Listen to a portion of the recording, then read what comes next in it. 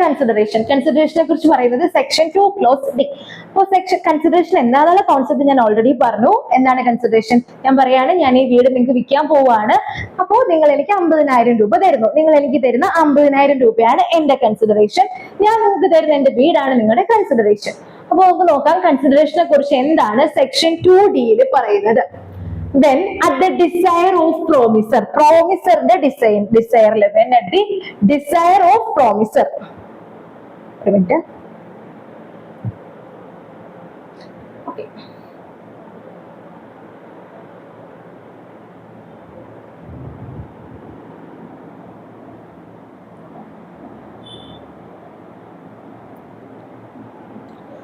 Okay, അപ്പൊ കൺസിഡറേഷനെ കുറിച്ച് നോക്കാം.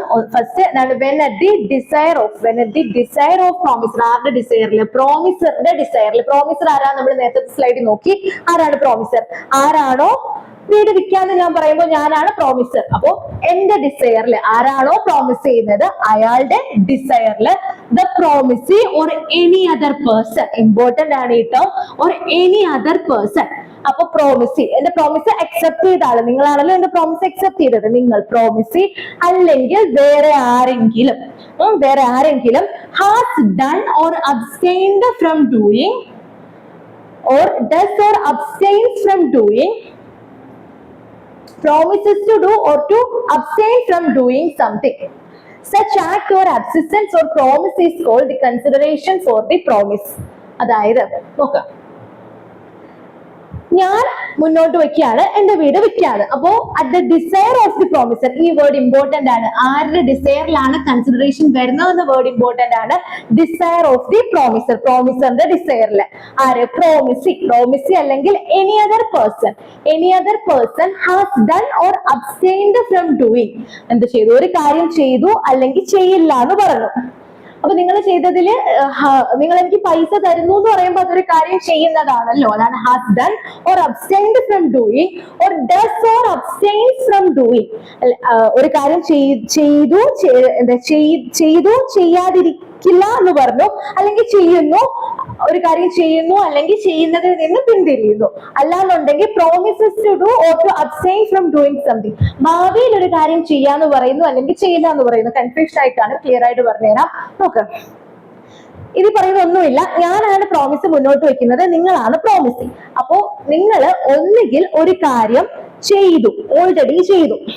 അതായത് ഓൾറെഡി നിങ്ങൾ എനിക്ക് ഇപ്പൊ നമ്മുടെ ക്ലാസ് എടുക്കാനായിട്ട് നിങ്ങൾ ഇവിടെ എനിക്ക് ഫീസ് തരുന്നു. ഫീസ് തന്നിട്ട് ഞാൻ ക്ലാസ് എടുക്കുന്നു. അപ്പൊ ഞാൻ ക്ലാസ് എടുക്കുമ്പോൾ നിങ്ങൾ ഓൾറെഡി ഫീസ് തന്നു.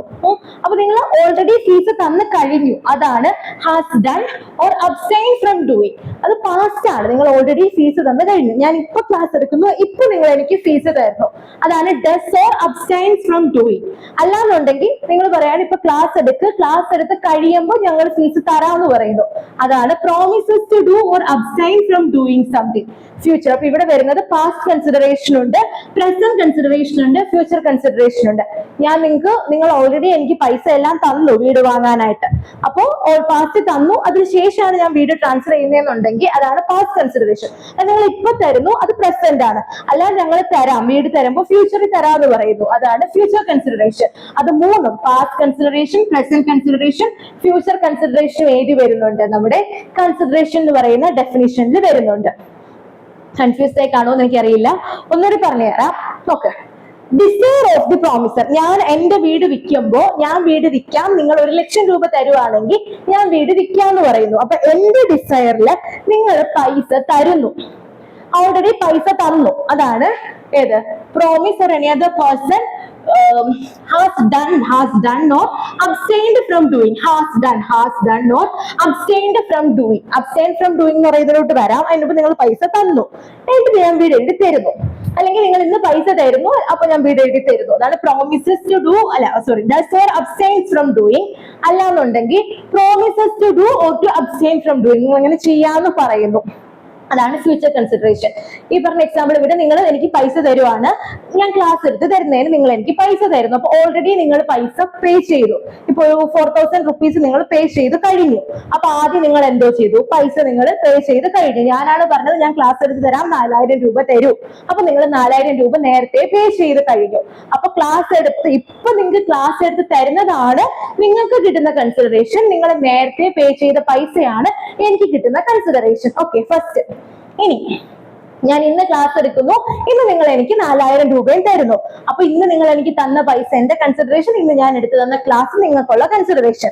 അല്ലെങ്കിൽ പറയാണ് ഞാൻ നിങ്ങൾക്ക് ക്ലാസ് എടുത്ത് തരാം, നോക്കിയിട്ട് നിങ്ങൾ മനസ്സിലാവുന്നുണ്ടെങ്കിൽ നാളെ കൺസിഡറേഷൻ, അല്ലെങ്കിൽ നിങ്ങൾക്ക് ക്ലാസ് എടുത്ത് തന്നതിന് ശേഷം മനസ്സിലാവുന്നുണ്ടെങ്കിൽ എന്നല്ല, ഞാൻ നിങ്ങൾക്ക് ക്ലാസ് എടുത്ത് തരാം ആദ്യം, എന്നിട്ട് നിങ്ങൾ നാളെ എനിക്ക് പൈസ താന്ന് പറയുന്നു. അപ്പൊ എനിക്ക് ഇന്ന് കൺസിഡറേഷൻ കിട്ടിയിട്ടില്ല, അപ്പൊ പക്ഷേ നാളെ നിങ്ങൾ എനിക്ക് കൺസിഡറേഷൻ തരണം.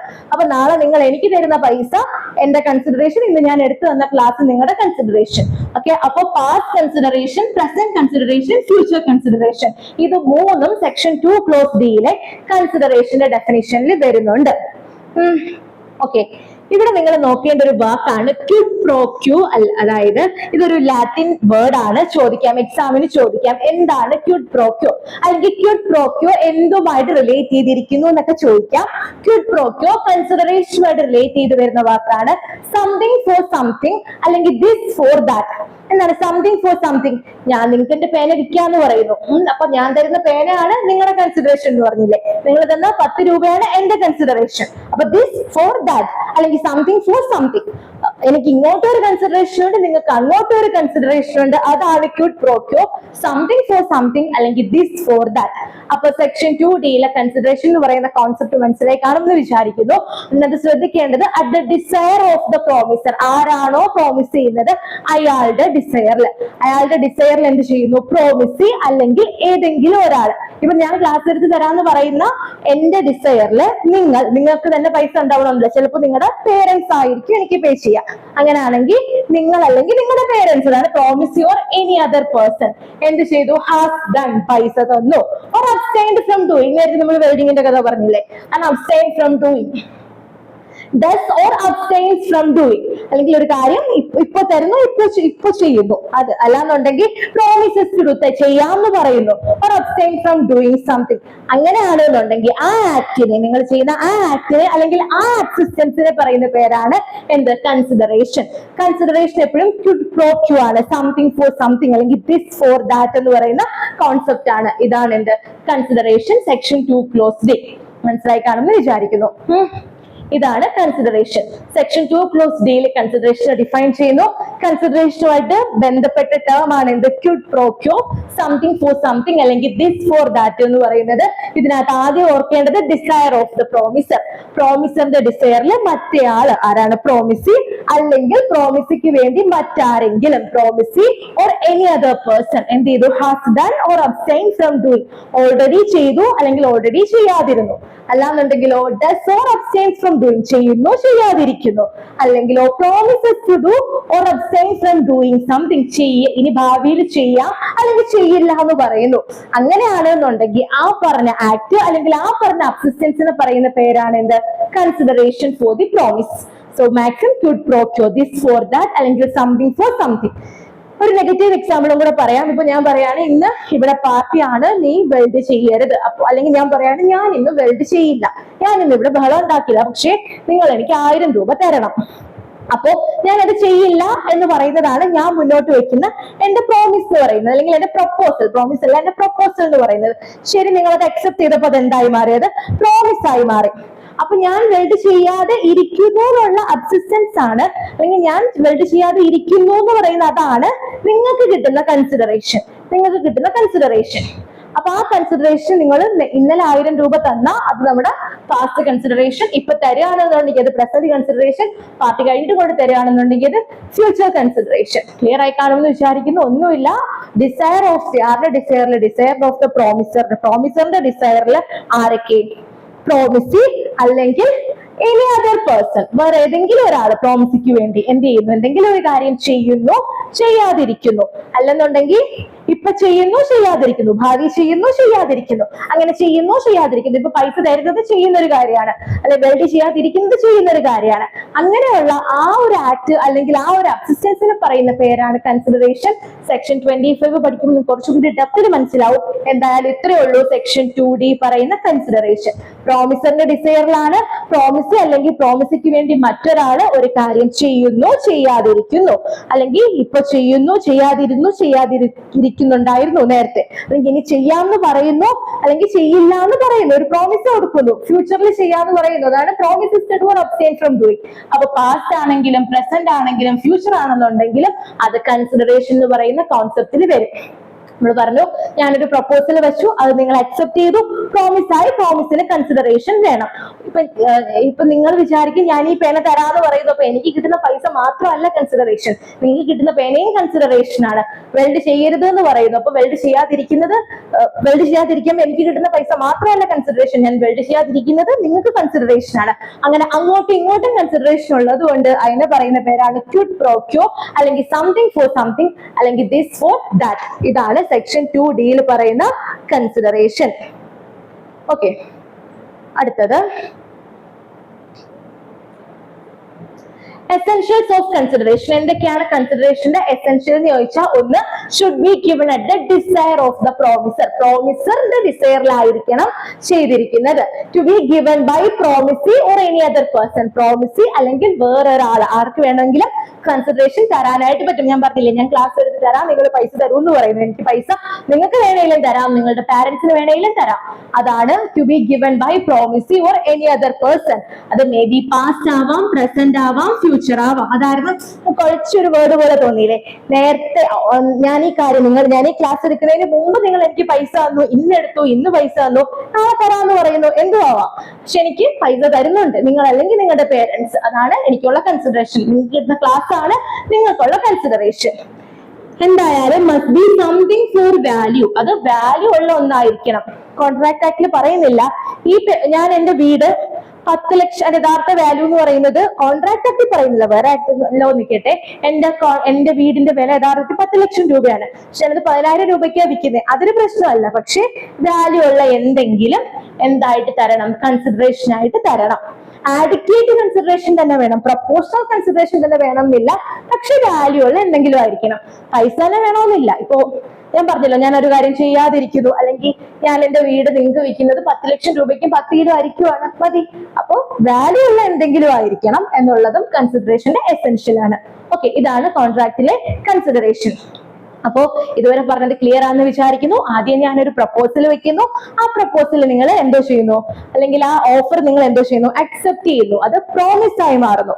ആ പ്രോമിസ് കൺസിഡറേഷൻ വരുന്ന സമയത്ത് എന്തായി മാറുന്നു, എഗ്രിമെന്റ് ആയി മാറുന്നു. ആ കൺസിഡറേഷനെ കുറിച്ചാണ് നമ്മളിപ്പോ പറഞ്ഞത്. കൺസിഡറേഷൻ എന്ന് പറഞ്ഞാൽ എന്താണെന്ന് പറഞ്ഞു. കൺസിഡറേഷൻ എന്ന് പറഞ്ഞാൽ പ്രോമിസിന്റെ ഡിസയറിൽ കൊടുക്കുന്ന ആവണം. പ്രോമിസ് അല്ലെങ്കിൽ വേറൊരാൾക്ക് കൺസിഡറേഷൻ തരാം. അത് പ്രസന്റ് കൺസിഡറേഷൻ ആവാം, പാസ്റ്റ് കൺസിഡറേഷൻ ആവാം, ഫ്യൂച്ചർ കൺസിഡറേഷൻ ആവാം. അത് ക്വിഡ് പ്രോ ക്വോ ആണ്. എനിക്കും കൺസിഡറേഷൻ വേണം, നിങ്ങൾക്കും കൺസിഡറേഷൻ വേണം. അല്ലാതെ ഒരാൾക്ക് മാത്രം കൺസിഡറേഷൻ കിട്ടിയാൽ പോരാ. അതാണ് നേരത്തെ പറഞ്ഞത്, ഞാനിന്ന് നിന്റെ വീട്ടിൽ വരും, അപ്പൊ നീ എനിക്ക് ഡിന്നർ ഉണ്ടാക്കി വെക്കണോന്ന് പറഞ്ഞു, നീ ഡിന്നർ ഉണ്ടാക്കി വെച്ചില്ല എന്ന് പറഞ്ഞിട്ട് അത് പ്രശ്നമല്ല. അത് കൺസിഡറേഷൻ അല്ല, കോൺട്രാക്ട് എന്ന് പറയുന്ന അർത്ഥത്തിലോട്ട്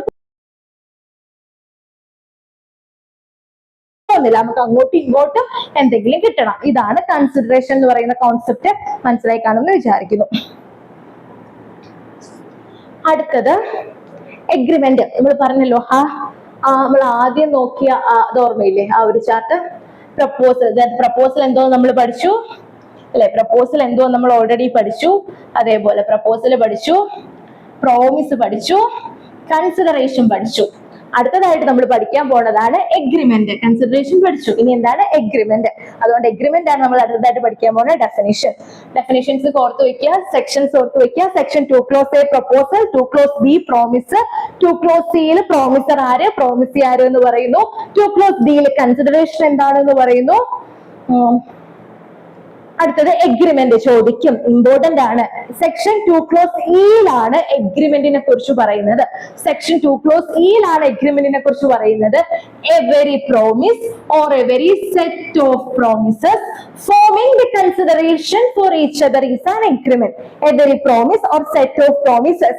ഞാൻ പറയാണ് ഞാൻ എന്റെ വീടും ഞാൻ എന്റെ കാറും കൂടെ നിനക്ക് വിൽക്കാം. അപ്പൊ രണ്ട് പ്രോമിസ് ആണ്. അപ്പൊ രണ്ട് പ്രോമിസസ് ഞാൻ മുന്നോട്ട് വെച്ചില്ലേ. അപ്പൊ എവരി പ്രോമിസ് അല്ലെങ്കിൽ എവരി സെറ്റ് ഓഫ് പ്രോമിസസ് അതിനെന്തുകൊണ്ട് forming the consideration for each other. അങ്ങോട്ടും ഇങ്ങോട്ടും കൺസിഡറേഷൻ ഉണ്ട്. അപ്പൊ പറഞ്ഞല്ലോ അങ്ങോട്ടും ഇങ്ങോട്ടും ഞാൻ എന്റെ കാറും വീടും നിങ്ങൾക്ക് തരുന്നു, നിങ്ങളുടെ കൺസിഡറേഷൻ നിങ്ങൾ 50 ലക്ഷം രൂപ എനിക്ക് തരുന്നു, അത് എന്റെ കൺസിഡറേഷൻ. അങ്ങനെ അങ്ങോട്ടും ഇങ്ങോട്ടും കൺസിഡറേഷൻ വരുന്ന എവരി സെറ്റ് ഓഫ് പ്രോമിസ് അല്ലെങ്കിൽ എവരി പ്രോമിസ് ഒരുമിക്കുമ്പോ എന്തായി മാറുന്നു? എഗ്രിമെന്റ് ആയി മാറുന്നു. ഓൾറെഡി പറഞ്ഞതാണ്, അതിനെ വളരെ ചുരുക്കി വളരെ ബ്യൂട്ടിഫുൾ ആയിട്ട് ഡിഫൈൻ ചെയ്തിരിക്കുന്നു. സെക്ഷൻ 2 ക്ലോസ് സിയിലെ എഗ്രിമെന്റ് എന്താണ്? എവരി പ്രോമിസ് അല്ലെങ്കിൽ every set of promises forming consideration for each other is an agreement. Okay, അതാണ് എഗ്രിമെന്റ്. അത് കഴിഞ്ഞു. അടുത്തത് കോൺട്രാക്ട്. കോൺട്രാക്ട് ആണ് section 2 clause H. Section 2 clause G ഉണ്ട്. നമ്മൾ വേറെ ഓഫറും അക്സെപ്റ്റൻസും ഒക്കെ പഠിക്കുമ്പോൾ അത് പഠിക്കാം. ഇപ്പൊ പറഞ്ഞാൽ മനസ്സിലാവില്ല, അതുകൊണ്ടാണ് ജി പറയാഞ്ഞത്. കോൺട്രാക്ട് എഗ്രിമെന്റിനെ പോലെ അല്ലെങ്കിൽ എഗ്രിമെന്റിനെക്കാളും ഇമ്പോർട്ടന്റ് ആണ് കോൺട്രാക്ടിനെ ഡിഫൈൻ ചെയ്യുന്ന സെക്ഷൻ. നമ്മുടെ ആക്ടിന്റെ പേര് എന്താ? Contract act. അതുകൊണ്ട് കോൺട്രാക്ടിന്റെ ഡെഫിനിഷൻ ഇമ്പോർട്ടന്റ് ആണ്. സെക്ഷൻ 2 ക്ലോസ് എച്ച് ഡിഫൈൻ ചെയ്യുന്നു എന്താണ് കോൺട്രാക്ട് എന്ന്. An agreement. എഗ്രിമെന്റ് എന്ന് വെച്ചാൽ എന്താണ്? എവരി പ്രോമിസ് അല്ലെങ്കിൽ എവരി സെറ്റ് ഓഫ് പ്രോമിസ് എന്ത് വേണം? അങ്ങോട്ടും ഇങ്ങോട്ടും forming the consideration for each other is an agreement. An agreement enforceable by law is a contract. ഇങ്ങനെ പറഞ്ഞ എഗ്രിമെന്റ് ലോ പ്രകാരം എൻഫോഴ്സിബിൾ ചെയ്യാൻ പറ്റുന്നുണ്ടെങ്കിൽ അതിനെ നമ്മൾ എന്തെന്ന് വിളിക്കുന്നു? അതിനെ നമ്മൾ കോൺട്രാക്ട് എന്ന് വിളിക്കുന്നു. So an agreement enforceable by law is a contract. Important, very important. An agreement ഒന്നുമില്ല, വളരെ സിമ്പിൾ ആണ്. An agreement enforceable by law is a contract. പക്ഷേ എഗ്രിമെന്റിലോട്ട് എത്തുന്നതിന് മുമ്പ് നമ്മൾ എന്തിന്റെയൊക്കെ ഡെഫിനിഷൻ പഠിച്ചു? എഗ്രിമെന്റിലോട്ട് എത്തുന്നതിന് മുമ്പ് നമ്മൾ എന്തിന്റെയൊക്കെ ഡെഫിനിഷൻസ് നോക്കി? ആദ്യം നമ്മൾ പഠിച്ചില്ലേ? ആദ്യം നമ്മൾ ഏതിന്റെ ഡെഫിനിഷനാ പഠിച്ചത്? പ്രപ്പോസൽ. പ്രപ്പോസലിന്റെ ഡെഫിനിഷൻ പഠിച്ചു. പ്രപ്പോസൽ അക്സെപ്റ്റ് ചെയ്തപ്പോ എന്തായി മാറി? പ്രോമിസ് ആയി മാറി.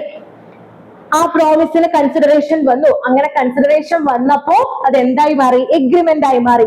അങ്ങനെ വന്ന എഗ്രിമെന്റിനെ ലോ പ്രകാരം നമുക്ക് എൻഫോഴ്സ് ചെയ്യാൻ പറ്റുന്നുണ്ടെങ്കിൽ അതിന് പറയുന്ന പേരാണ് contract. Very important. Section 2 clauses contract and agreement enforceable by law is a contract. എല്ലാ എഗ്രിമെന്റും കോൺട്രാക്ട് അല്ല, കാരണം എല്ലാ എഗ്രിമെന്റും എൻഫോഴ്സിബിൾ ബൈ ലോ ആവില്ല. എഗ്രിമെന്റ് എൻഫോഴ്സിബിൾ ബൈ ലോ മാത്രമേ കോൺട്രാക്ട് ആവൂ. അതുകൊണ്ട് എല്ലാ കോൺട്രാക്റ്റും എന്താണ്?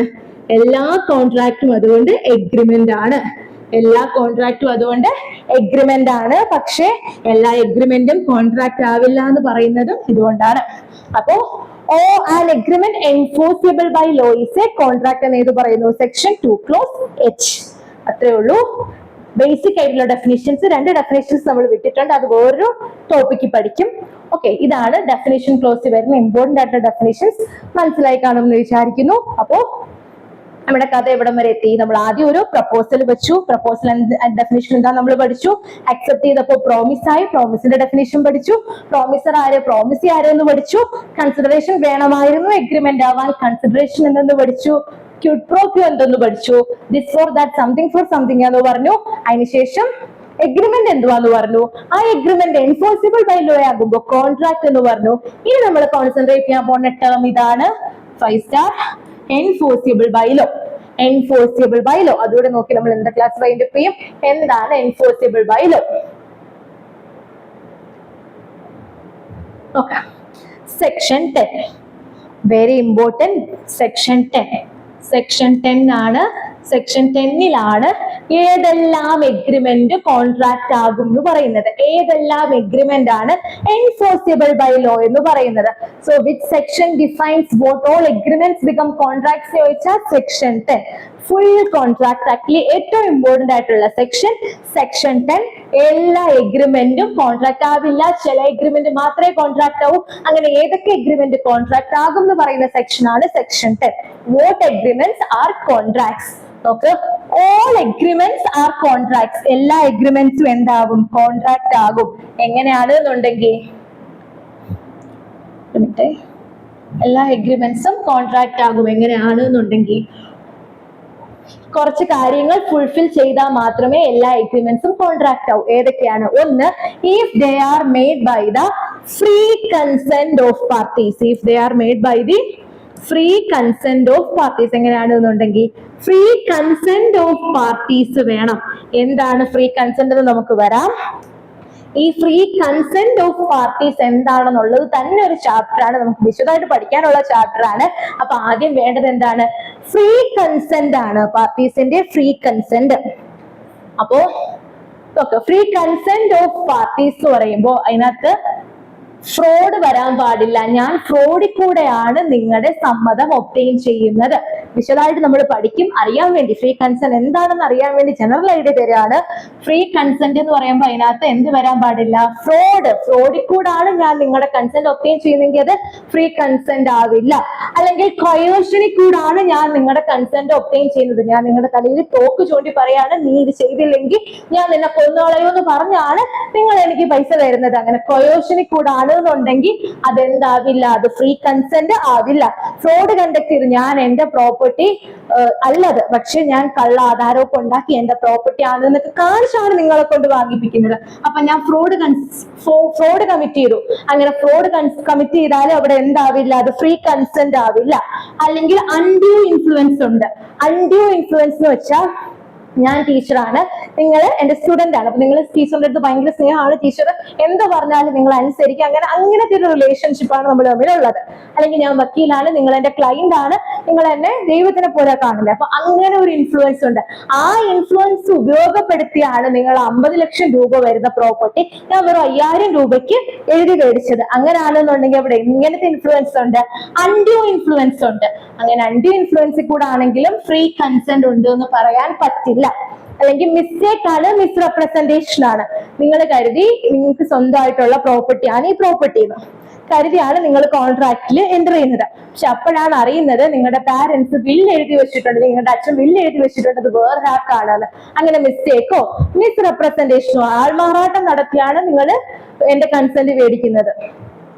അങ്ങനെ അല്ലെങ്കിൽ ഇപ്പൊ ഞാൻ ഉദ്ദേശിച്ചത് നിങ്ങളുടെ ഈ പ്രോപ്പർട്ടി മേടിക്കാനാണ്, റോഡ് സൈഡിലുള്ള പ്രോപ്പർട്ടിയാണ്. പക്ഷെ നിങ്ങൾ എനിക്ക് വിൽക്കാൻ ഉദ്ദേശിച്ചത് വേറെ പ്രോപ്പർട്ടിയാണ്, അകത്തേതോ കാട്ടിലുള്ള പ്രോപ്പർട്ടിയാണ്. അപ്പൊ മിസ്റ്റേക്ക് ആണ്. അല്ലെങ്കിൽ നിങ്ങൾ എന്നെ പ്രോപ്പർട്ടി മാറ്റി കാണിച്ചാണ്. അതൊക്കെ നമ്മൾ വിശദമായിട്ട് പഠിക്കും. അങ്ങനെ ഇങ്ങനെയുള്ള കാര്യങ്ങളിൽ കൂടെയാണ് നിങ്ങൾ എന്റെ കൺസെന്റ് വാങ്ങിക്കുന്നതെങ്കിൽ ഞാൻ തരുന്ന കൺസെന്റ് ഫ്രീ കൺസെന്റ് അല്ല. അങ്ങനെ ഫ്രീ ആയിട്ടല്ല ഈ കാര്യങ്ങൾക്കൊക്കെ. ഏത് കാര്യങ്ങൾക്കൊക്കെ? Fraud, undue influence, mistake, misrepresentation, coercion, ഓരോന്നും ഇമ്പോർട്ടന്റ് ആണ്.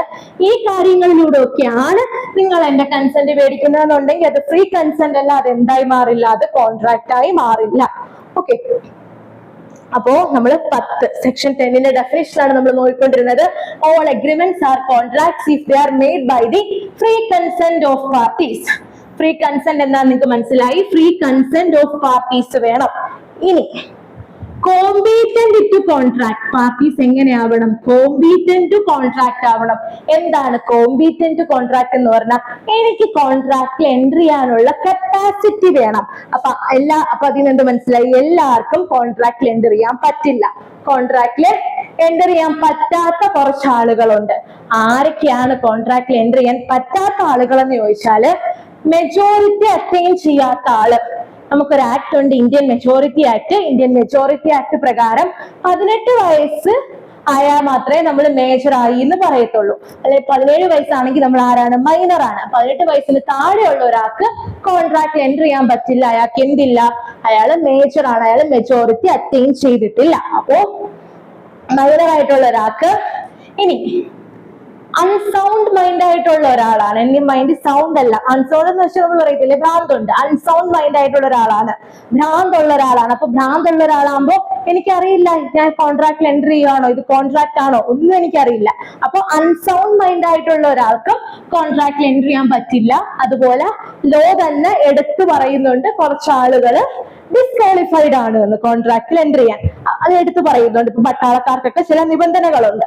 അപ്പൊ അങ്ങനെ ലോ തന്നെ ഏതെങ്കിലും ലോ കുറച്ച് ആളുകൾക്ക് എക്സ്പ്രസ് ആയിട്ട് പറയും, ഈ പറയുന്ന താഴെ പറയുന്ന ആളുകൾ ഡിസ്ക്വാളിഫൈഡ് ആണ് കോൺട്രാക്റ്റിൽ എൻട്രി ചെയ്യാൻ. അങ്ങനെയുള്ള ആളുകൾക്ക് കോൺട്രാക്ട് എൻട്രി ചെയ്യാനായിട്ട് പറ്റില്ല. ഓക്കെ, അപ്പോ തിരിച്ചു വരാം നമുക്ക്. സോറി.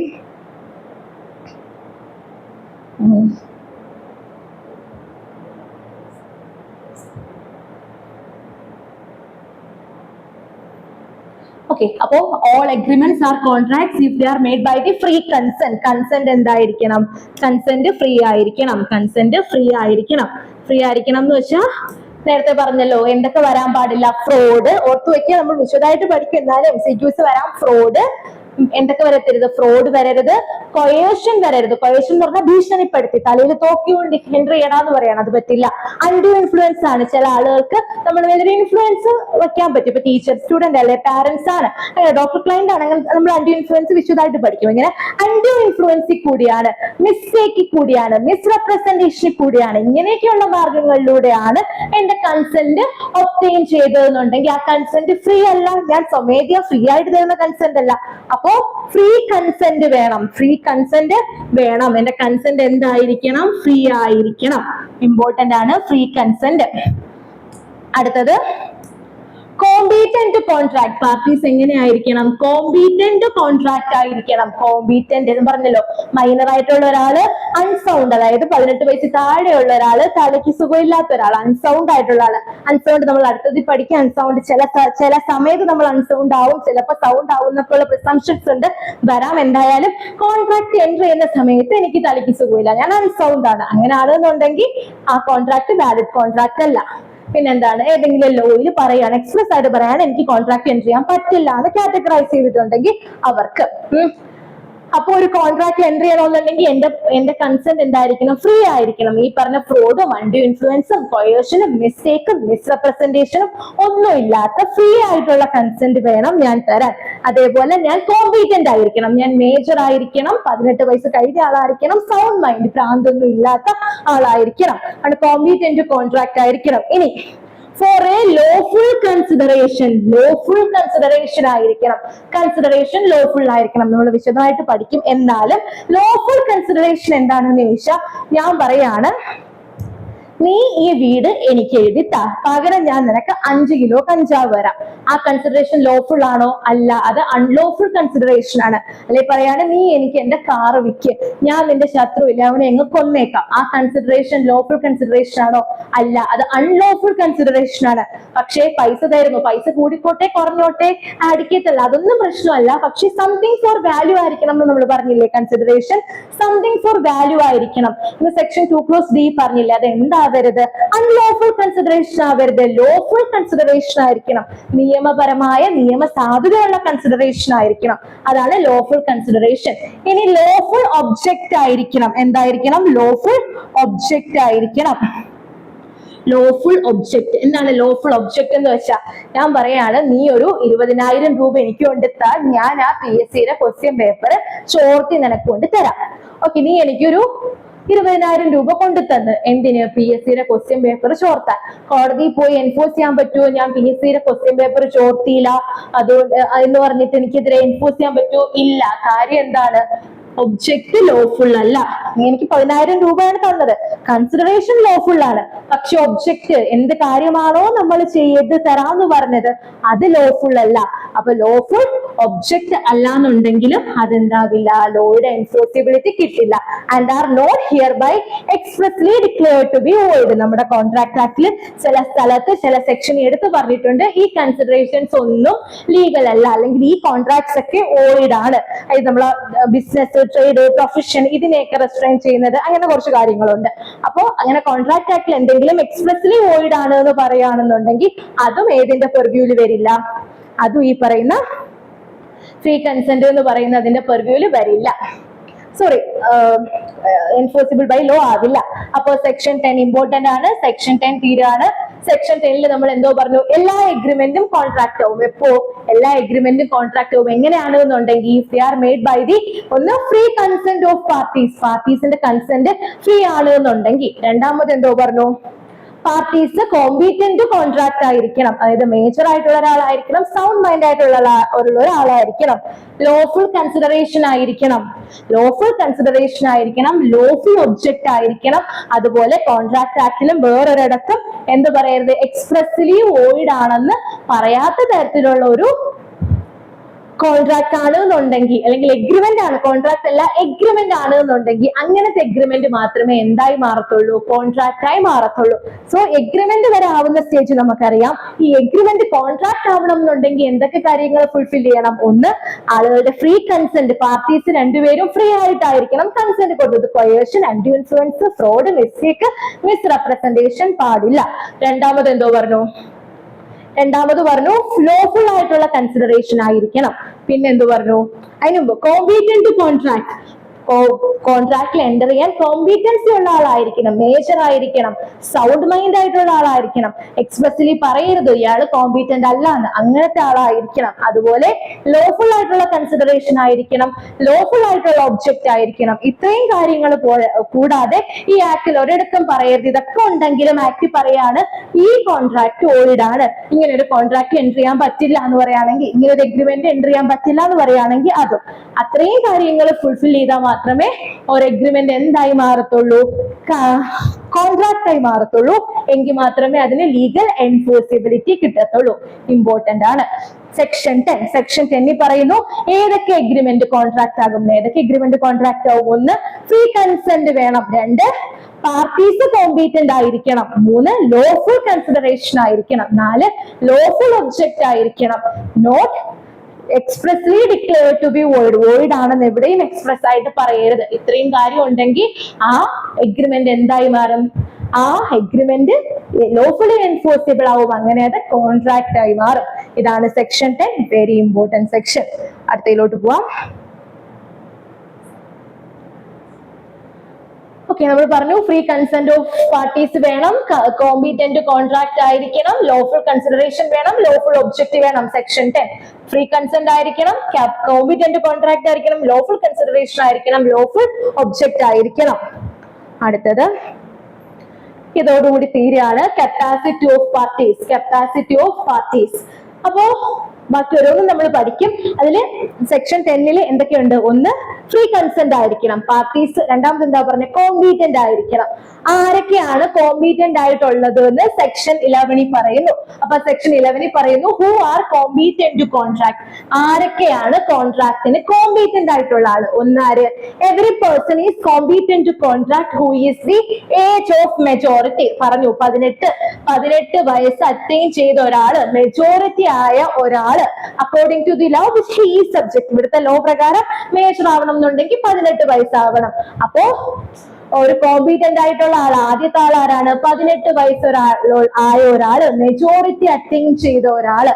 പിന്നെ സൗണ്ട് മൈൻഡ്. സൗണ്ട് മൈൻഡ് ആണ്. എനിക്ക് സൗണ്ട് മൈൻഡ് എന്ന് വെച്ചാൽ എന്റെ മാനസികമായ അവസ്ഥ കൊണ്ട് എനിക്ക് ഭ്രാന്തുള്ള ഒരാളാവരുത്, അല്ലെങ്കിൽ എനിക്ക് മനസ്സിലാകണം ഞാൻ എൻട്രി ചെയ്യുന്നത് ഒരു കോൺട്രാക്ട് ആണ്, ഞാൻ ഇത് ചെയ്യണം. അങ്ങനെ ആ കോൺട്രാക്ടിന്റെ നേച്ചർ, എന്നാലേ എനിക്ക് ലീഗൽ ഇന്റൻഷൻ ഉള്ളൂ. അപ്പൊ സൗണ്ട് ആയിട്ടുള്ള ഒരാളായിരിക്കണം. അതേപോലെ not disqualified from contracting by any law to which he is subject.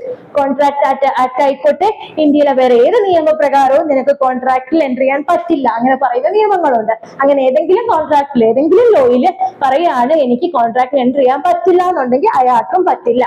Okay, അപ്പോ ആരൊക്കെയാണ് ഒരു കോൺട്രാക്റ്റിൽ എൻ്റർ ചെയ്യാൻ കോമ്പീറ്റന്റ് ആയിട്ടുള്ളത്? നമ്മുടെ സെക്ഷൻ 10 ഡെഫിനിഷനിൽ കപ്പാസിറ്റി വേണം, കോമ്പീറ്റന്റ് ആയിരിക്കണം, ലോഫുൾ കൺസിഡറേഷൻ വേണം, ഒബ്ജക്റ്റ് വേണം, ഡിസ്ക്വാളിഫൈ ആകരുത്. അതിനകത്ത് കോമ്പീറ്റൻസിയിൽ വരുന്ന ആളുകളാണ് ആരൊക്കെ? സൗണ്ട് മൈൻഡ് ഉള്ള ഒരാളായിരിക്കണം, മെജോറിറ്റി അറ്റൈൻ ചെയ്ത ഒരാളായിരിക്കണം, എക്സ്പ്രസ്ലി വോയിഡ് ആണെന്ന് പറയാത്ത ഒരാളായിരിക്കണം, അല്ലെങ്കിൽ ലോ പ്രകാരം വോയിഡ് എന്ന് ഡിക്ലെയർ ചെയ്തിട്ടുണ്ടാവരുത്. ഇത്രയാണ് ലോ പ്രകാരം കോൺട്രാക്ട് എൻ്റർ ചെയ്യാൻ പറ്റില്ല എന്ന് പറയരുത്. ഇത്രയാണ് കോമ്പീറ്റന്റ് കോൺട്രാക്ട്. ആരൊക്കെയാണ് കോമ്പീറ്റന്റ് എന്ന് പറയുന്നത്? Okay, section 11. ഇനി അപ്പോ സെക്ഷൻ 11 ആരൊക്കെയാണ് കോമ്പീറ്റന്റ്? മെജോറിറ്റി അറ്റൈൻ ചെയ്ത ഒരാള്, 18 വയസ്സായ ഒരാള്, സൗണ്ട് മൈൻഡ് ആയിട്ടുള്ള ഒരാള്, അതായത് അൺസൗണ്ട് അല്ലാത്ത ഒരാള്. മൂന്നാമത്, ഒരു ലോയിലും ഡിസ്ക്വാളിഫിക്കേഷൻസ് ഒന്നും പറയരുത്, എക്സ്പ്രസ് ആയിട്ട് പറഞ്ഞാൽ അവർക്കും പറ്റില്ല എന്ന് പറഞ്ഞു. ഇനി സെക്ഷൻ 12 പറയുന്നു എന്താണ് സൗണ്ട് മൈൻഡ് എന്ന് പറഞ്ഞു. അതിനൊരു ക്ലാരിഫിക്കേഷൻ പറയാണ്. എന്താണ് ഈ സൗണ്ട് മൈൻഡ് എന്ന് പറഞ്ഞാൽ? സൗണ്ട് മൈൻഡ് ഉണ്ടെങ്കിലേ കപ്പാസിറ്റി ഉള്ളൂ, കപ്പാസിറ്റി ഉണ്ടെങ്കിലേ സെക്ഷൻ 10 പ്രകാരം കോൺട്രാക്റ്റിൽ എൻട്രി ചെയ്യാൻ പറ്റൂ. എന്താണ് സൗണ്ട് മൈൻഡ്? എന്താണ് സൗണ്ട് മൈൻഡ് എന്ന് ചോദിച്ചാൽ, a person is said to be of sound mind for the purpose of making a contract. ഒരു കോൺട്രാക്ട് ഉണ്ടാക്കാൻ ഒരാൾ എപ്പോൾ സൗണ്ട് മൈൻഡ് ആവുന്നു എന്ന് ചോദിച്ചാൽ, at the time when he makes it. Contract ഉണ്ടാക്കുന്ന സമയത്ത് he is capable of understanding it. അപ്പൊ കോൺട്രാക്ട് ഉണ്ടാക്കുന്ന സമയത്ത് എനിക്ക് മനസ്സിലാകണം ഞാൻ എന്താണ് എൻട്രി ചെയ്യാൻ പോകുന്നത്, എന്ത് കോൺട്രാക്ട് ആണ് ഞാൻ ഉണ്ടാക്കാൻ പോകുന്നത് എന്നാണ്. കാപ്പബിൾ ഓഫ് അണ്ടർസ്റ്റാൻഡിങ്, എനിക്ക് കപ്പാസിറ്റി ഉണ്ടാകണം. ഞാൻ എന്ത് കോൺട്രാക്ട് ആണ് ഉണ്ടാക്കാൻ പോകുന്നത് കപ്പാസിറ്റി ഉണ്ടാകണം. അതുപോലെ റാഷണൽ ജഡ്ജ്മെന്റ് ഉണ്ടാക്കണം. എനിക്ക് മനസ്സിലാവണം ഈ കോൺട്രാക്റ്റിലൂടെ എന്തൊക്കെ പ്രോസ് ഉണ്ട് കോൺസ് ഉണ്ട് എന്ന് വെച്ചാൽ ഫുൾ മനസ്സിലാക്കണം. അങ്ങനെയല്ല, എനിക്ക് റാഷണൽ ജഡ്ജ്മെന്റ് ഉണ്ടാക്കാൻ പറ്റണം. ഞാൻ അറിയണം ഞാൻ എന്താണ് ചെയ്യുന്നത്. എനിക്ക് ഭ്രാന്താണ്, അല്ലെങ്കിൽ ഞാൻ കള്ളു കുടിച്ചിരിക്കുകയാണ് ഈ സമയത്ത്, അല്ലെങ്കിൽ ഡൈല്യൂഷനിലാണ്, ഇല്യൂഷനിലാണ്, അങ്ങനെയൊക്കെയുള്ള സമയങ്ങളിൽ മെഡിക്കൽ ആവട്ടെ അല്ലാതാവട്ടെ എന്തായാലും എനിക്കറിയില്ല ഞാൻ എന്ത് കോൺട്രാക്ട് ആണ് എൻട്രി ചെയ്യാൻ പോകുന്നത്. അത് പറ്റില്ല. എന്റെ കോൺട്രാക്റ്റിൽ ആവുന്ന സമയത്ത് എനിക്ക് മനസ്സിലാകണം ഞാൻ എന്ത് കോൺട്രാക്റ്റിലാണ്, നേച്ചർ എന്താണെന്നും അതിൽ എനിക്ക് റാഷണൽ ജഡ്ജ്മെന്റ്, ഒരു സാധാരണ മനുഷ്യൻ അപ്ലൈ ചെയ്യാൻ പറ്റുന്ന റാഷണൽ ജഡ്ജ്മെന്റ് എൻട്രി ചെയ്യാൻ പറ്റണം. അങ്ങനെയുള്ള ഒരാളെയാണ് നമ്മൾ എന്തെന്ന് പറയുന്നത്, സൗണ്ട് മൈൻഡ് ആയിട്ടുള്ള ഒരാളെന്ന് പറയുന്നത്. സോ കോൺട്രാക്ട് ഉണ്ടാക്കുന്ന സമയത്ത്, കോൺട്രാക്റ്റിൽ എൻട്രി ചെയ്യാൻ പോണ ആ പർട്ടിക്കുലർ പോയിന്റ് ഓഫ് ടൈമിൽ എനിക്ക് മനസ്സിലാകണം ഞാൻ എന്തിലാണ് എൻട്രി ചെയ്യാൻ പോണത്. എനിക്ക് റാഷണൽ ജഡ്ജ്മെന്റ് ഉണ്ടാവണം. റാഷണൽ ജഡ്ജ്മെന്റ് എന്ന് പറഞ്ഞാൽ ഒരു സാധാരണ മനുഷ്യൻ എങ്ങനെയാണോ, അല്ലാതെ ഞാനൊരു സയൻസുമായിട്ട് ബന്ധപ്പെട്ട ഒരു കോൺട്രാക്ട് ആണ്, എനിക്ക് സയന്റിഫിക് നോളജ് അങ്ങനെയല്ല, ഒരു റാഷണൽ ഞാൻ മനസ്സിലാവുന്ന പോലെ ഒരു സാധാരണക്കാരായ നിന്നെയും പോലുള്ള ഒരു സാധാരണക്കാരനായ മനുഷ്യന് മനസ്സിലാകുന്നത് പോലെ മനസ്സിലാക്കാനുള്ള കപ്പാസിറ്റി ഉള്ള ഒരാളായിരിക്കണം. എന്തൊക്കെ ഇങ്ങനെ ഞാൻ ഈ കോൺട്രാക്ട് എൻട്രി ചെയ്ത് എന്റെ ഇൻട്രസ്റ്റിനെ എങ്ങനെ ബാധിക്കും, എന്താണ് ഞാൻ ചെയ്യുന്നതെന്നുള്ള ആ ഒരു അണ്ടർസ്റ്റാൻഡിങ് എനിക്ക് ഉണ്ടാകണം. ഇനി നോക്ക്, ഇത് ഇമ്പോർട്ടന്റ് ആണ്. ചിലപ്പോൾ നിങ്ങൾക്ക് ഇലിസ്ട്രേഷൻ ആയിട്ട് വരാം. യൂഷ്വലി ഞാൻ അൺസൗണ്ട് മൈൻഡ് ആണ്. സാധാരണ ഞാൻ അൺസൗണ്ട് ആണ്, എനിക്ക് കുറച്ച് ഭ്രാന്ത് ഉള്ള ഒരാളാണ്, ഞാൻ അൺസൗണ്ട് ആണ്. പക്ഷേ ഒക്കേഷണലി ഞാൻ സൗണ്ട് മൈൻഡ് ആവും. പക്ഷെ ചില സമയത്ത് എനിക്ക് ഭ്രാന്ത് കാണില്ല. അങ്ങനെയുള്ള ആളുകളില്ലേ, ചില സമയത്ത് അവർക്ക് ഭ്രാന്തുണ്ട്, ചില സമയത്ത് ഭ്രാന്തില്ല. നമ്മൾ ലുനാൻസി എന്നൊക്കെ പറയും. ഇത് പഠിക്കും, അത് ഇനി വരുന്ന ക്ലാസ്സിൽ കപ്പാസിറ്റി മൊത്തത്തിൽ പഠിക്കുമ്പോൾ. എന്നാലും ചില സമയത്ത് എനിക്ക് ഭ്രാന്തുണ്ട്, പക്ഷെ ചില സമയത്ത് എനിക്ക് ഭ്രാന്തില്ല. അല്ലെ, നോർമലി ഞാൻ നോർമൽ ആയിട്ടുള്ള ഒരാളാണ്, പക്ഷെ ചില സമയത്ത് ഞാൻ അൺസൗണ്ട് ആയി മാറും. ബോർഡർ പേഴ്സണാലിറ്റി, മൾട്ടിപ്പിൾ പേഴ്സണാലിറ്റി ഒക്കെ ഇല്ലേ. അപ്പോൾ നോർമലി ഞാൻ സൗണ്ട് ആയിട്ടുള്ള ഒരാളാണ്, പക്ഷെ ചില സമയത്ത് ഞാൻ അൺസൗണ്ട് ആയി മാറും. നോർമലി ഞാൻ അൺസൗണ്ട് ആണ്, അല്ലെ ചില സമയത്ത് ഞാൻ സൗണ്ട് ആയിട്ട് മാറും. അങ്ങനെയാണെന്നുണ്ടെങ്കിൽ ഞാൻ സൗണ്ട് ആയിട്ടുള്ള സമയത്ത്, ചില സമയത്ത് ഞാൻ സൗണ്ട് ആണ്, ചില സമയത്ത് ഞാൻ അൺസൗണ്ട് ആണ്. സൗണ്ട് മൈൻഡിൽ ഇരിക്കുന്ന സമയത്ത് എനിക്ക് എന്ത് ചെയ്യാൻ പറ്റും, കോൺട്രാക്റ്റിൽ എൻട്രി ചെയ്യാൻ പറ്റും. ഓക്കെ, അപ്പോ ഞാൻ നോർമലി അൺസൗണ്ട് ആയിട്ടുള്ള ഒരാളാണ്. ഞാൻ ചില സമയത്ത് സൗണ്ട്, നോർമലി എനിക്ക് കുറച്ച് ഭ്രാന്ത് ഉണ്ട്, എന്നാൽ ചില സമയത്ത് എനിക്ക് ഒരു ഭ്രാന്തും ഇല്ല, ഞാൻ പെർഫെക്റ്റ് ആണ്. ഇങ്ങനെ ഞാൻ പെർഫെക്റ്റ് ആയിട്ടിരിക്കുന്ന സമയത്ത്, ഞാൻ സൗണ്ട് മൈൻഡ് ആയിട്ടിരിക്കുന്ന സമയത്ത് എനിക്ക് കോൺട്രാക്റ്റിൽ എൻട്രി ചെയ്യാൻ പറ്റും. അടുത്തതെന്ന് പറയുമ്പോൾ ഒരു പേഴ്സൺ, അയാൾ സാധാരണ എന്താണ്, സൗണ്ട് ആണ്, പക്ഷെ ചില സമയത്ത് ഞാൻ അൺസൗണ്ട് ആവും. അങ്ങനെ ഞാൻ അൺസൗണ്ട് ആവുന്ന സമയത്ത് എനിക്ക് കോൺട്രാക്റ്റിൽ എൻട്രി ചെയ്യാൻ പറ്റില്ല എന്നാണ് സെക്ഷൻ 12 പറയുന്നത്. ഒന്നുമില്ല, സെക്ഷൻ 12 ഇത്രയും പറയുന്നുള്ളൂ. സാധാരണ എനിക്ക് കോൺട്രാക്ട് എൻട്രി ചെയ്യണമെന്നുണ്ടെങ്കിൽ ഞാൻ സൗണ്ട് മൈൻഡ് ആയിരിക്കണം. എനിക്ക് മനസ്സിലാകണം ഞാൻ കോൺട്രാക്റ്റിൽ എൻട്രി ചെയ്യുന്ന സമയത്ത്, at the time of making contract എനിക്ക് മനസ്സിലാവണം ഞാൻ എന്താണ് ചെയ്യാൻ പോകുന്നത്. സോ അങ്ങനെയാണെന്നുണ്ടെങ്കിൽ എനിക്ക് ആ കോൺട്രാക്റ്റിൽ എൻട്രി ചെയ്യാൻ പറ്റും. അല്ലെങ്കിൽ റാഷണൽ മാൻ എന്നുള്ള രീതിയിൽ എനിക്ക് മനസ്സിലാകണം ഞാൻ എന്താണ് ചെയ്യുന്നത് എന്നുള്ളത്, എങ്കിൽ എനിക്ക് കോൺട്രാക്റ്റിൽ എൻട്രി ചെയ്യാനായിട്ട് പറ്റും. പക്ഷേ സാധാരണ ഞാൻ അൺസൗണ്ട് ആണ്, പക്ഷെ ചില സമയത്ത് ഒക്കേഷണലി ഞാൻ സൗണ്ട് ആയി മാറും. ആ സമയത്ത് സൗണ്ട് ആവുന്ന സമയത്ത് എനിക്ക് കോൺട്രാക്ട് എൻട്രി ചെയ്യാൻ പറ്റും. അല്ലെങ്കിൽ ഒക്കേഷണലി ഞാൻ സൗണ്ട് ആണ്, പക്ഷെ ചില സമയത്ത് ഞാൻ അൺസൗണ്ട് ആയിട്ട് മാറും. അങ്ങനെ അൺസൗണ്ട് ആവുന്ന സമയത്ത് എനിക്ക് കോൺട്രാക്ട് എൻട്രി ചെയ്യാൻ പറ്റില്ല. ഒന്നുമില്ല, ഞാൻ കോൺട്രാക്ട് എൻട്രി ചെയ്യുന്ന സമയത്ത് ഞാൻ സൗണ്ട് ആയിരിക്കണം എന്നാണ് സെക്ഷൻ 12 പറഞ്ഞത്. അത്രേ ഉള്ളൂ. നോക്കി, ഇലിസ്ട്രേഷൻസ് ചിലപ്പോൾ ചോദിക്കും. സെക്ഷൻ 12 വരുന്ന ഇലിസ്ട്രേഷൻ ആണ്. A patient in A lunatic asylum who is at intervals of sound mind may contract during those intervals. അതായത് ഞാൻ ഭ്രാന്താശുപത്രി കിടക്കുന്ന ഒരാളാണ്, പക്ഷേ ചില സമയത്ത്, അല്ലെങ്കിൽ എനിക്ക് ഭ്രാന്തുള്ള ഒരാളാണ്, പക്ഷേ ചില സമയത്ത് ഞാൻ പെർഫെക്റ്റ്ലി എല്ലാം സാധാരണ ഉള്ള ആളുടെക്കാൾ സൗണ്ടായി മാറും, ബുദ്ധിയുള്ള ഒരാളായി മാറും. അങ്ങനെ സൗണ്ടായി മാറുന്ന സമയത്ത് എനിക്ക് കോൺട്രാക്റ്റിൽ എൻട്രി ചെയ്യാനായിട്ട് പറ്റും എന്നാണ് ഇലിസ്ട്രേഷൻ എ പറയുന്നത്. ഇലിസ്ട്രേഷൻ ബി പറയുന്നു, എ സെയിം മാൻ, ഞാനൊരു സാധാരണ മനുഷ്യനാണ്, പ്രാന്തൊന്നും ഇല്ലാത്ത ഒരാളാണ്, പക്ഷേ ഫിവർ കാരണം ഡെലൂരിയസ് ആയി മാറി, അല്ലെങ്കിൽ ഞാൻ കള്ളു കുടിച്ചിരിക്കുകയാണ്. അങ്ങനെ കള്ളു കുടിച്ചിരിക്കുന്ന സമയത്ത് എനിക്ക് മനസ്സിലാവുന്നില്ല എന്തൊക്കെയാണ് കോൺട്രാക്ടിന്റെ ടേംസ് എന്ന്, അല്ലെങ്കിൽ എനിക്കൊരു റാഷണൽ ജഡ്ജ്മെന്റ് ഉണ്ടാക്കാൻ പറ്റുന്നില്ല. അപ്പൊ അങ്ങനെയാണെങ്കിൽ ആ ഡെലൂറിയസ് ആയിട്ടുള്ള സമയത്തോ ഡ്രങ്കൻനെസിന്റെ സമയത്തോ എനിക്ക് എന്ത് ചെയ്യാനായിട്ട് പറ്റില്ല, കോൺട്രാക്റ്റിൽ എൻട്രി ചെയ്യാനായിട്ട് പറ്റില്ല. ഇലിസ്ട്രേഷൻ ആയിട്ട് വരാം. ഓക്കെ, ഞാൻ മെന്റൽ അസൈലത്തിലുള്ള ഒരാളാണ്, ഞാൻ ലുനാറ്റിക് ആണ്, പക്ഷെ ചില സമയത്ത് ഞാൻ സൗണ്ട് ആവും, അപ്പൊ എനിക്ക് കോൺട്രാക്റ്റിൽ എൻട്രി ചെയ്യാം. പക്ഷെ പനി പിടിച്ചു, ഡെലൂറിയസ് ആയിട്ടുള്ള ഒരു കണ്ടീഷനിലാണ്, എനിക്ക് എന്തോ എന്റെ ചുറ്റും നക്ഷത്രങ്ങളൊക്കെ തിളങ്ങി നിൽക്കുന്ന സമയം, എനിക്ക് അറിയത്തില്ല എന്താണ് സംഭവിക്കുന്നത്, പിച്ചും പേയൊക്കെ പറയാണ്, ആ സമയത്ത് എനിക്ക് കോൺട്രാക്ട് എൻട്രി ചെയ്യാൻ പറ്റില്ല. കാര്യം എന്താണ്, at the time of making the contract I don't know what I am doing. അതേപോലെ കള്ളു കുടിച്ചിരിക്കുമ്പോ എന്തൊക്കെയോ ഒന്നും മനസ്സിലാവുന്നില്ല, കള്ളു കുടിച്ച് ആകെ ലക്കിയിട്ടിരിക്കുകയാണ്, ആ സമയത്തും കോൺട്രാക്ട് എൻട്രി ചെയ്യാനായിട്ട് പറ്റില്ല എന്ന് ഇലിസ്ട്രേഷൻ തന്നെ ചോദിക്കുന്നുണ്ട്. വേണമെങ്കിൽ ഇലിസ്ട്രേഷൻ ആയിട്ട് എക്സാമിന് ചോദിക്കാം. അപ്പോൾ ഞാൻ കോൺട്രാക്റ്റിൽ എൻട്രി ചെയ്യുന്ന സമയത്ത് സൗണ്ട് ആയിരിക്കണം. കള്ളു കുടിച്ചിട്ടിരിക്കുന്ന അൺസൗണ്ട് ആയിട്ടിരിക്കുന്ന സമയത്തോ പനി വന്നിരിക്കുന്ന സമയത്തോ ഒക്കെ അൺസൗണ്ട് ആണെന്നുണ്ടെങ്കിൽ അത് വെറുതെ പോയി പറഞ്ഞാൽ പോരാ, ഞാൻ അൺസൗണ്ട് ആയിരുന്നു എന്ന്. എങ്ങനെ, മെഡിക്കൽ എക്സാമിനേഷൻ വഴി, അല്ലെങ്കിൽ കോടതി, മെഡിക്കൽ എക്സാമിനേഷൻ തന്നെ വേണമെന്നില്ല, കോടതിക്ക് അത് സബ്ജക്ട് കോടതിക്ക് മനസ്സിലാവും കാര്യങ്ങളൊക്കെ കേൾക്കുമ്പോൾ, അല്ലെങ്കിൽ അതൊരു ഫാക്ട്സിനനുസരിച്ച് മനസ്സിലാക്കിയെടുക്കും. എന്താണെങ്കിലും കോൺട്രാക്ട് എൻട്രി ചെയ്യുന്ന സമയത്ത് ഞാൻ സൗണ്ട് ആയിരിക്കണം. ഞാൻ നോർമലി അൺസൗണ്ട് ആണ്, എനിക്ക് ഭ്രാന്തുണ്ട്, പക്ഷെ ചില സമയത്ത് ഞാൻ പക്ക പെർഫെക്റ്റ് ആവും, ആ സമയത്ത് എനിക്ക് കോൺട്രാക്ട് എൻട്രി ചെയ്യാം. ഞാൻ നോർമലി പക്ക പെർഫെക്റ്റ് ആണ്, പക്ഷെ ചില സമയത്ത് എനിക്ക് അൺസൗണ്ട് ആവും, ആ സമയത്ത് എനിക്ക് എൻട്രി ചെയ്യാൻ പറ്റില്ല. ഇനി ഒരു മെഡിക്കൽ കണ്ടീഷൻ, ഫിവർ വല്ലതും വന്നിട്ട് ഞാൻ ഡെലിവറീസ് ആവുകയാണ്, അല്ലെങ്കിൽ ഞാൻ കള്ളു കുടിച്ച് അൺസൗണ്ട് ആയിട്ടിരിക്കുകയാണ്, ആ സമയത്തൊന്നും എനിക്ക് കോൺട്രാക്ട് എൻട്രി ചെയ്യാൻ പറ്റില്ല. ഈ ഒരു കേസ് ഇമ്പോർട്ടന്റ് ആണ്.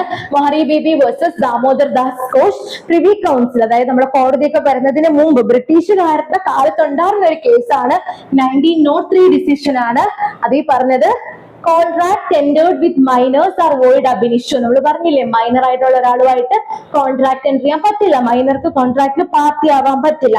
അങ്ങനെ മൈനറുമായിട്ട് കോൺട്രാക്ട് എൻട്രി ചെയ്തിട്ടുണ്ട് എന്നുണ്ടെങ്കിൽ ആ കോൺട്രാക്ട് വോയിഡ് അബ് ഇനിഷ്യോയാണ്. വോയിഡ് അബ് ഇനിഷ്യോ എന്ന് വെച്ചാൽ ആദ്യം മുതലേ, ഫ്രം ദി അബ് ഇനിഷ്യോ എന്ന് വെച്ചത് ചോദിക്കും ചിലപ്പോൾ. അബ് ഇനിഷ്യോ ഇതെന്ന് വെച്ചാൽ ഇതിന്റെ അർത്ഥം ചോദിക്കാം. അബ് ഇനിഷ്യോ എന്ന് വെച്ചാൽ ഫ്രം ദി വെരി ബിഗിനിങ് ആ കോൺട്രാക്ട് എന്താണ്, ഫ്രം ദി വെരി ബിഗിനിങ് ആ കോൺട്രാക്ട് വോയിഡ് ആണ്. മൈനറുമായിട്ട് എൻട്രി ചെയ്ത contract from the very beginning void ആണ്. ഓക്കെ, അപ്പൊ ഈ കേസിന്റെ ഫാക്ട്സ് ഒക്കെ നമുക്ക് ഇനി വേറൊരു ക്ലാസ്സിൽ പറയാം. ഇതാണ് മൊഹറി ബീബി വേഴ്സസ് ദാമോദർ ദാസ് ഘോഷ്. ചോദിക്കാം, മൈനറിന്റെ കോൺട്രാക്ട് വോയിഡ് അബ് ഇനിഷ്യോ ആണ് എന്ന് പറഞ്ഞ കേസ് ഏത്? Mohori Bibi versus Damodar Das Ghosh 1903 privy council decision. മൈനറുമായിട്ട് എൻട്രി ചെയ്ത contract is very void from the very beginning, void ab initio. Okay, ഇതാണ് ആ കേസ്. അപ്പോ ഇത്രയാണ് ഇന്നത്തെ ക്ലാസ്. സോ മനസ്സിലായി കാണുമെന്ന് വിചാരിക്കുന്നു. എന്തെങ്കിലും ഡൗട്ട് ഉണ്ടെങ്കിൽ അറിയിക്കാം. Thank you.